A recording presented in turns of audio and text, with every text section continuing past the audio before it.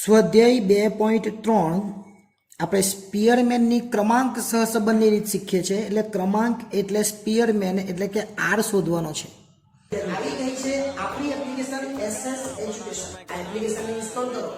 હવે થશે એકાઉન્ટ અને સ્ટેટનો દર દૂર, મળશે સંપૂર્ણ પાયાથી શિક્ષણ, બધા જ પ્રશ્નો, બધા જ સ્વાધ્યાય અને બોર્ડમાં પૂછાયેલા દાખલાનો સમાવેશ। વધુ માહિતી માટે એસએસ એજ્યુકેશન એપ્લિકેશનને વિઝિટ કરી શકો છો।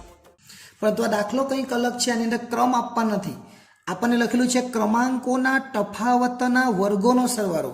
ક્રમાંક એટલે RX RY, એના તફાવત એટલે D એટલે RX માઇનસ RY, એના વર્ગો એટલે D², અને એનો સરવાળો એટલે સિગ્મા D²। એટલે સિગ્મા D² આપણને આપેલો છે કેટલો? 214। એટલે આપણે લખી દઈએ સિગ્મા D² 214। બે નિર્ણાયકો એટલે n બરાબર 2 નહીં લઈ લેવાના, પણ સ્પર્ધક કેટલા જોઈએ? 10। નિર્ણાયક 2 છે એટલે n બરાબર કેટલા લખવાના? 10। બસ દાખલો પૂરો થઈ ગયો। હવે આટલું જ આપણને આપેલું છે, આના પરથી દાખલો કરી દેવાનો। એટલે r બરાબર 1 માઇનસ 6 સિગ્મા D² છેદમાં n² ઓછા 1। અહીંયા પાછા CF નહીં લખતા, CF ક્યારે લખવાનું છે? જ્યારે રિપીટ થતું હોય ત્યારે। આ કયો દાખલા છે? તો પેલા 1 થી 4 દાખલા આપણે ભણેલા એ સૂત્ર। પાંચમા અને છઠ્ઠામાં સૂત્ર અલગ આવ્યું, કેમ? પાંચમા અને છઠ્ઠામાં પાંચમો દાખલો અને છઠ્ઠા દાખલાની અંદર પુનરાવર્તિત અવલોકન થતું હતું જ્યારે ક્રમ આપે ત્યારે। અહીંયા તો બેઠું જ છે એટલે કંઈ કરવાની જરૂર નથી। એટલે 1 ઓછા 6 D² આપણને આપેલો છે 214, અને n કેટલો છે? તો n 10, એટલે 10 લખવાનો, 10નો વર્ગ એટલે 100 લખવાના, અને ઓછા 1, એટલે 1 ઓછા 214 ગુણ્યા 6, 214 ગુણ્યા 6 આપણે કરીએ એટલે 1284 થાય।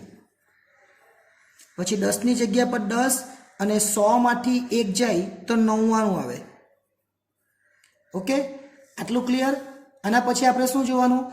1 માઇનસ 1284 તો બેઠા લખી જ દેવાના, અને 99 ગુણ્યા 10 એટલે 990 થાય।